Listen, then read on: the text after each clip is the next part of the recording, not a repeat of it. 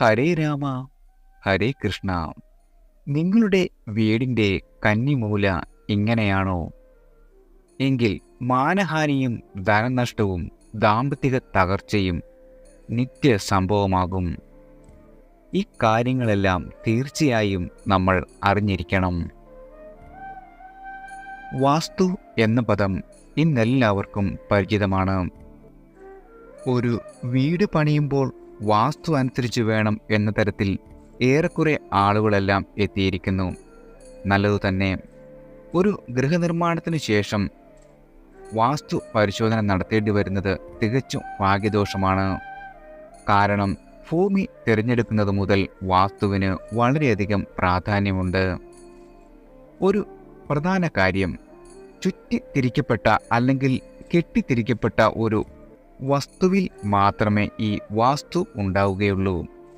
ഭൂമിയുടെ ഉയർച്ച താഴ്ചകളനുസരിച്ചാണ് വാസ്തുവിൽ ഭൂമിയുടെ പേരുകൾ നിശ്ചയിച്ചിരിക്കുന്നത്.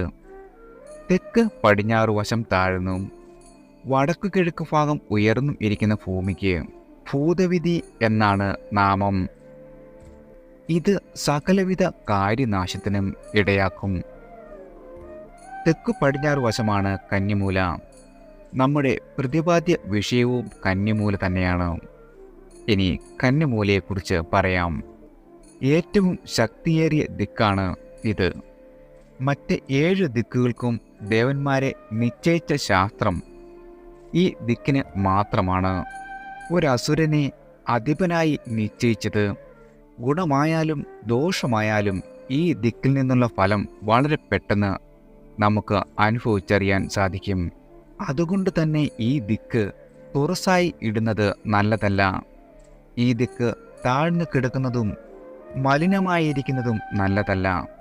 അതുപോലെ തന്നെ കന്നിമൂല വരുന്ന സ്ഥലത്ത് കുളമോ കിണറോ അഴുക്കുചാലുകളോ കക്കൂസ് ടാങ്കുകളോ മറ്റ് മലിന വസ്തുക്കളോ പട്ടിക്കൂടോ ചവറുകളോ മറ്റ് കുഴികളോ ഒന്നും തന്നെ വരുവാൻ പാടുള്ളതല്ല. പ്രത്യേകിച്ച് കന്നിമൂലയിൽ ശൗചാലയം പണിയരുത്. ഇതിന് കാരണം ഭൂമിയുടെ പ്രദക്ഷിണ വീതി അനുസരിച്ച് തെക്കു പടിഞ്ഞാറേ മൂലയിൽ നിന്നും വടക്കു കിഴക്കേ മൂലയിലേക്കാണ് ഊർജത്തിൻ്റെ പ്രവാഹം ഉണ്ടാകുന്നത്. ഈ സ്ഥലത്തിന് ഈശാനകോൺ എന്നാണ് അറിയപ്പെടുന്നത്. കന്നിമൂലയിലെ ശൗചാലയം ഈ ഊർജത്തെ മലിനമാക്കും. ഈശാനകോണും കന്നിമൂലയും ശുദ്ധമായാൽ തന്നെ വീടിന് ഐശ്വര്യം വന്നു ചേരും. വാസ്തുപുരുഷന്റെ ശയനസ്ഥിതി അനുസരിച്ച് കാൽഭാഗം വരുന്ന കന്നിമൂലയ്ക്കുണ്ടാകുന്ന ദോഷങ്ങൾ നമ്മുടെ വീട്ടിലുള്ളവർക്ക് കാലുവേദന, വാതസംബന്ധമായ അസുഖങ്ങൾ, മറ്റ് ദുരിതങ്ങളും സമ്മാനിക്കും.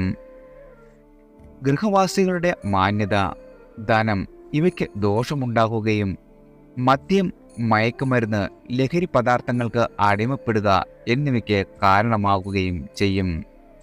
അതുപോലെ തന്നെ ഭാര്യാഭർത്താക്കന്മാർ തമ്മിൽ കലഹം മൂത്ത് കുടുംബ തകർച്ചയും ഉണ്ടായേക്കാം. നിങ്ങളുടെ കർമ്മ മേഖല ക്രമേണ നശിക്കുകയും ചെയ്യും. ഈ കാര്യത്തിൽ യാതൊരു സംശയവുമില്ല. വളരെ പ്രധാനപ്പെട്ട ദോഷമാണ്. ആ വീട്ടിലെ സന്താനങ്ങൾക്ക് യാതൊരു ഗതിയില്ലാതെ വരിക എന്നതാണ്. ആ വീട്ടിലെ കുട്ടികൾ എത്ര വിദ്യാഭ്യാസം ഉണ്ടായാലും തൊഴിൽ ലഭിക്കാതിരിക്കുക, വഴിതെറ്റുക എന്നിവയാണ്. കുടുംബത്തിൽ അന്തഛിദ്രങ്ങൾ വന്നു ചേരാം. വിവാഹ തടസ്സങ്ങൾ നേരിടാം. ഭാഗ്യ തടസ്സങ്ങൾ, കർമ്മ തടസ്സങ്ങൾ എന്നിങ്ങനെ അനവധി കാര്യങ്ങളാണ് നമ്മുടെ ജീവിതത്തിൽ വന്നു ചേരുക. പ്രപഞ്ചത്തിലെ 2 ഗുണപരമായ ഊർജങ്ങളിൽ ഒന്ന് കിഴക്ക് നിന്നും തുടങ്ങി മറ്റൊന്ന് പടിഞ്ഞാറാണ് അവസാനിക്കുന്നത്. മറ്റൊന്ന് വടക്കു നിന്നും തുടങ്ങി തെക്ക് അവസാനിക്കുന്നു. അപ്പോൾ 2 ഊർജങ്ങളുടെയും അവസാനം പടിഞ്ഞാറും തെക്കും ആകുന്നു. ഈ 2 ദിക്കിൻ്റെയും മൂലയാണ് കന്നിമൂല എന്ന് അറിയപ്പെടുന്നത്. ഇതിൽ നിന്നും കന്നിമൂലയുടെ പ്രാധാന്യവും ദോഷവും മനസ്സിലാക്കാമല്ലോ. പ്രപഞ്ചപുരുഷനായ വാസ്തുപുരുഷന്റെ ശയനസ്ഥിതി ഒന്ന് പരിശോധിക്കാം. വാസ്തുപുരുഷൻ വടക്കു കിഴക്ക് തലയും തെക്ക് പടിഞ്ഞാറ് കാലുമായാണ് ശയിക്കുന്നത്, അതായത് കന്നിമൂലയിൽ. അതുകൊണ്ട് കന്നിമൂലയ്ക്ക് ഉണ്ടാകുന്ന ദോഷങ്ങൾ ഗൃഹവാസിക്ക് കാല് സംബന്ധിച്ച ദുരിതങ്ങളാണ് സമ്മാനിക്കുക.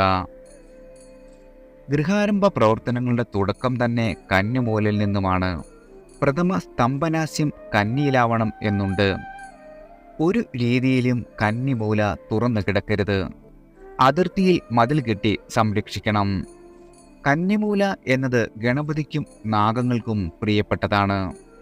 അതിനാൽ തന്നെ ഈ ഭാഗത്തെ അശുദ്ധം വിഘ്നങ്ങൾക്കും പരാജയങ്ങൾക്കും കാരണമാകും. കന്നിമൂല എപ്പോഴും ശുദ്ധമായി കിടക്കേണ്ട സ്ഥലമാണ്. സുഗന്ധം വമിക്കുന്നതും ഭംഗിയുള്ളതുമായ പുഷ്പലതാദികളും ചെറിയ വൃക്ഷങ്ങളും ഒക്കെയാകാം. പുല്ലോ ചവറോ ഉണ്ടെങ്കിൽ അവയെല്ലാം നീക്കം ചെയ്യേണ്ടതാണ്. തുളസിച്ചെടി ആ പ്രദേശത്ത് നട്ടുവെക്കുന്നതും നല്ലതാണ്. ആത്മാവിൻ്റെ നിലനിൽപ്പിന് ശരീരം ആവശ്യമായതുപോലെ മനുഷ്യൻ്റെ ശരീരത്തിന് ആഹാരം കഴിഞ്ഞാൽ പിന്നെ പ്രധാനമായി വേണ്ടത് ഒരു വീടാണ്. ആ വീട്ടിൽ സുഖമായി നമുക്ക് ജീവിക്കുകയാണല്ലോ ഏതൊരാളിൻ്റെയും താല്പര്യം. അത് നടക്കണമെങ്കിൽ വാസ്തു കൂടിയേ തീരൂ. ബ്രഹ്മാണ്ടത്തിൽ വ്യാപിച്ചു കിടക്കുന്ന മഹാശക്തി തന്നെയാണ് മനുഷ്യനിലും മനുഷ്യൻ താമസിക്കുന്ന വസ്തുവിലും അടങ്ങിയിരിക്കുന്നത്. ഇവ പരസ്പരം പൊരുത്തപ്പെട്ടു പോകുന്നതാണ് ആ വീട്ടിലെ ജീവിതം സുസ്ഥിരമായി പോവുക എന്ന് നാം പറയുന്നത്.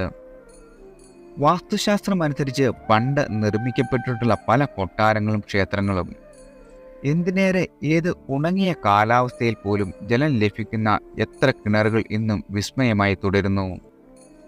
പ്രപഞ്ചത്തിലെ 4 ദിക്കിൽ നിന്നും പുറപ്പെടുന്ന പ്രപഞ്ച ശക്തിയെ എങ്ങനെ മനുഷ്യശക്തിയുമായി സമന്വയിപ്പിക്കാം എന്നതാണ് വാസ്തുവിലെ പ്രാതിപത്യം. ആധുനിക വാസ്തു സിദ്ധാന്തം ഗൃഹത്തിനു ജീവനില്ല, വാസ്തു പുരുഷനില്ല, ഗൃഹകാര്യങ്ങൾക്ക് മുഹൂർത്തം നോക്കണ്ട, വാസ്തുദോഷം എന്നൊന്നില്ല, അതുകൊണ്ട് തന്നെ പരിഹാരം എന്നത് ആവശ്യമില്ല എന്ന് പറയുമ്പോൾ ഭാരതീയ വാസ്തുശാസ്ത്രപ്രകാരം ഉറപ്പിച്ചു പറയാം, ഗൃഹത്തിന് ജീവനുണ്ട്. ഗൃഹം മനുഷ്യനെ സ്വാധീനിക്കുന്നു. വാസ്തുപുരുഷ സങ്കല്പം അതിപ്രധാനമാണ്. വാസ്തുദേവതകളുടെ അനുഗ്രഹമില്ലെങ്കിൽ അവിടുത്തെ ജീവിതത്തിന് ശാന്തിയും സമാധാനവും ലഭിക്കുകയില്ല. അതുകൊണ്ട് ഭാരതീയ വാസ്തുശാസ്ത്രത്തിൽ ഉറച്ചു നിന്ന് വേണം ഒരു ഗൃഹം പണിയുവാൻ. 100% വാസ്തുശാസ്ത്രം നോക്കി നമുക്ക് ഒരു വീട് പണിയാൻ സാധ്യമല്ലെങ്കിൽ കൂടിയും ഒരു 60% വാസ്തുശാസ്ത്രം കണക്കിലെടുത്ത് നമുക്ക് ഒരു വീട് പണിയാൻ സാധിക്കും.